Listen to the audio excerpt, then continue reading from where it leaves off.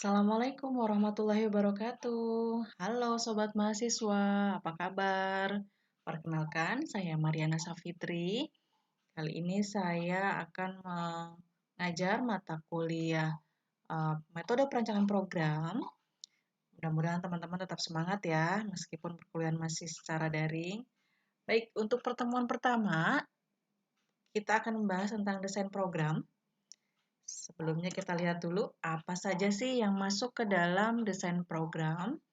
Pokok bahasannya terdiri dari langkah-langkah dalam proses pembangunan program, kemudian metodologi desain program, kemudian pemrograman prosedur dan berorientasi objek, kemudian ada juga algoritma dan pseudocode, dan terakhir adalah program data.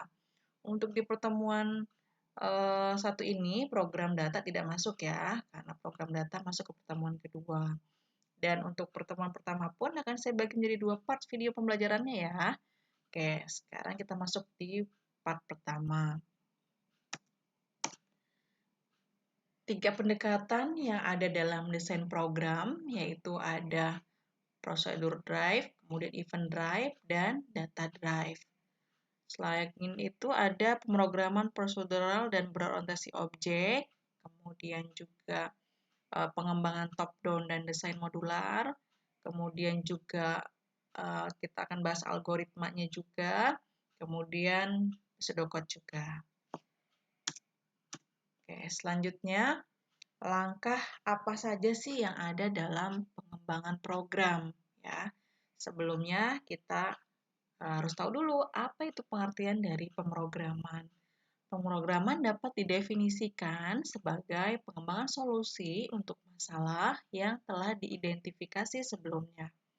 Kemudian juga merangkai instruksi terkait dan ketika dipindahkan komputer akan menghasilkan hasil yang diinginkan. Bagian pertama dari desain programming adalah merancang solusi atas masalah yang telah diidentifikasi.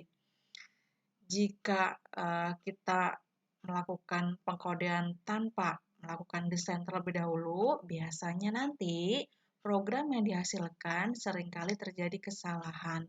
Sehingga seorang programmer akan menghabiskan banyak waktu untuk menemukan ataupun memperbaiki kesalahan. Biasanya seorang programmer yang telah berpengalaman akan terlebih dahulu merancang solusi, kemudian setelah itu cek solusi secara manual, baru setelah itu dipindahkan ke dalam kode program dengan menggunakan bahasa pemrograman yang dipilih.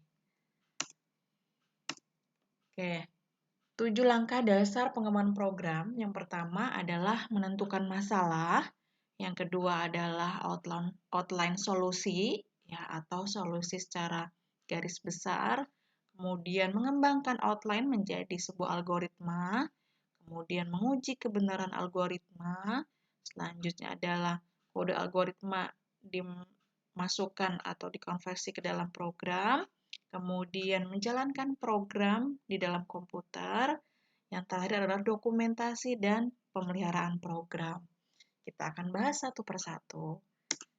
Kita mulai dari menentukan masalah. Dalam menentukan masalah, biasanya dilakukan dengan membaca secara berulang masalahnya apa, secara cermat, sampai dengan benar-benar memahami apa yang akan diperlukan. Untuk membantu analisis awal, masalah harus dibagi menjadi 3 komponen terpisah, yaitu ada input, output, dan proses atau langkah-langkah untuk menghasilkan output yang dibutuhkan. Untuk tahapan yang kedua, yaitu solusi secara garis besar atau outline solusi. Outline solusi setelah masalah didefinisikan tentunya. Kita dapat memutuskan untuk memecahkan menjadi tugas atau langkah yang lebih spesifik atau lebih kecil, kemudian membuat outline solusinya. Garis besarnya, rancangan kasar dari solusi dan dapat mencakup yang pertama, langkah-langkah utama yang terlibat, kemudian ada subtugas utama kalaupun ada, kemudian antarmuka pengguna jika ada, struktur kontrol utama, misalnya pengulangan, kemudian variabel utama dan struktur record, selanjutnya logika utama. Langkah yang ketiga yaitu mengembangkan outline solusi menjadi sebuah algoritma. Garis besar dari solusi yang dikembangkan pada langkah-langkah kemudian dikembangkan menjadi sebuah algoritma. Serangkaian langkah-langkah tepat yang menggambarkan tugas-tugas yang harus dilakukan dan urutan pelaksanaannya menggunakan pseudocode. Langkah yang keempat yaitu menguji kebenaran algoritma. Kalau algoritmanya sudah dibuat, maka kita uji terlebih dahulu. Langkah ini adalah salah satu yang paling penting dalam pengembangan program, tapi biasanya langkah ini justru yang paling sering dilewati. Tujuan utama dari desk checking algoritma adalah untuk mengidentifikasi kesalahan logika utama di awal, sehingga kesalahan dapat dengan mudah dikoreksi.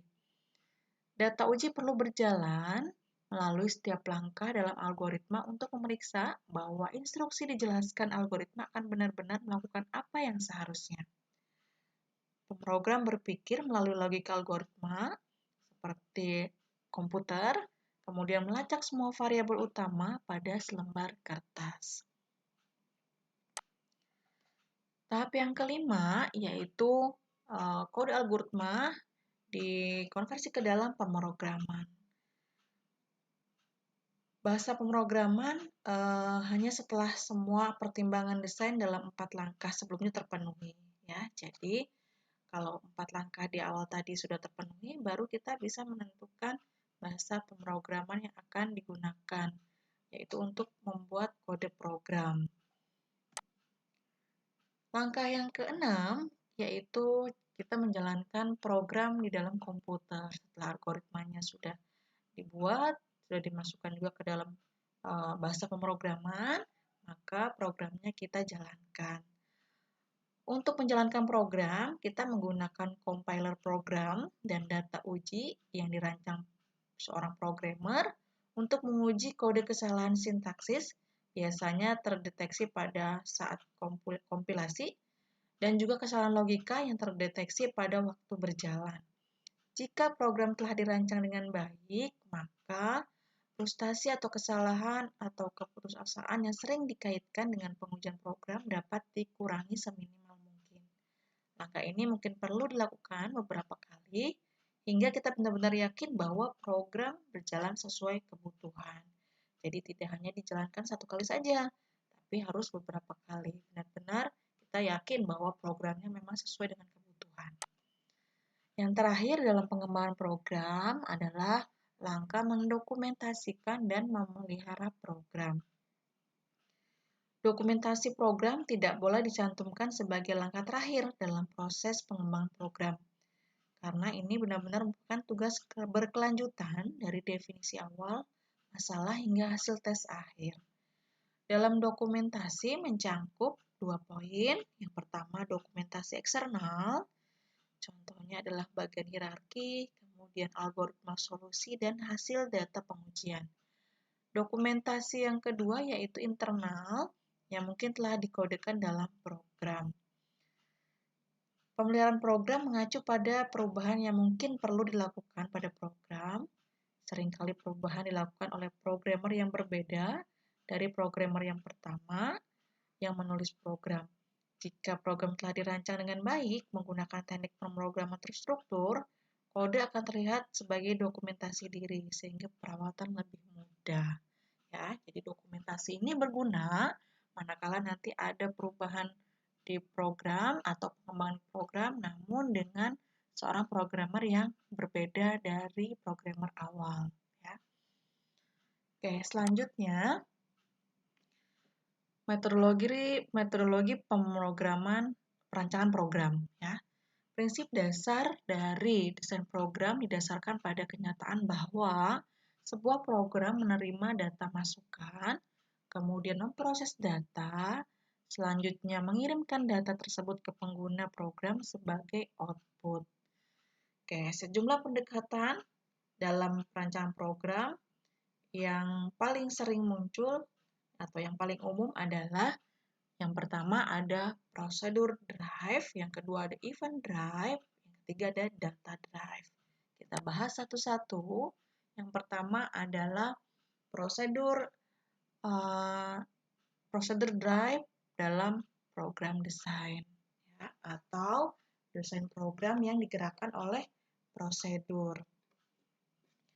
Pendekatan ini didasarkan pada gagasan bahwa fitur paling penting dari sebuah program adalah apa yang dilakukan oleh proses atau fungsinya. Berkonsentrasi pada apa yang harus dilakukan program, programmer mengidentifikasi dan mengatur proses dalam program, aliran data masuk dan keluar dari setiap proses atau fungsi menjadi pertimbangan. Strategi dikembangkan untuk memecah setiap fungsi menjadi aliran data yang lebih kecil dan lebih spesifik. Atau singkatnya, dalam prosedur drive ini memecahkan setiap fungsi menjadi lebih kecil. Kemudian sebagai contoh di sini adalah misalkan kita mau membuat program untuk persegi panjang. Nah, dalam program persegi panjang ini dibagi menjadi dua fungsi. Yang pertama, hitung keliling. Yang kedua, hitung luas persegi panjang. Jadi dibuat lebih spesifik.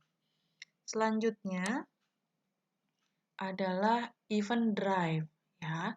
Untuk pendekatan event drive ini didasarkan pada gagasan bahwa suatu peristiwa atau interaksi dengan dunia luar dapat menyebabkan program berubah dari satu keadaan ke keadaan yang lain, ya.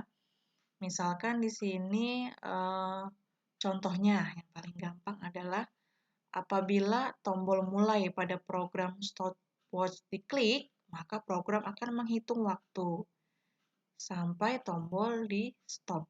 Ya, ini sebagai contoh yang paling gampang.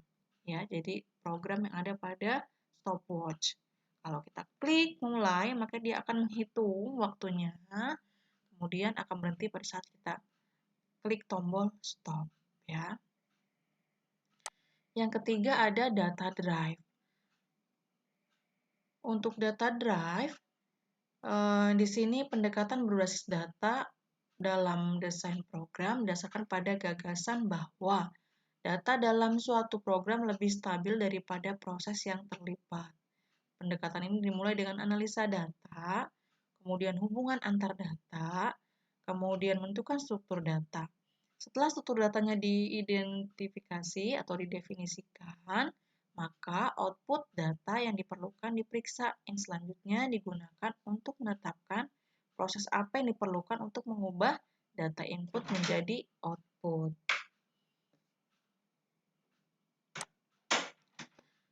Oke, untuk part pertama sampai sini dulu. Untuk prosedural dan OOP kita bahas di video berikutnya. Jangan lupa teman-teman di subscribe ya. Terima kasih. Assalamualaikum warahmatullahi wabarakatuh.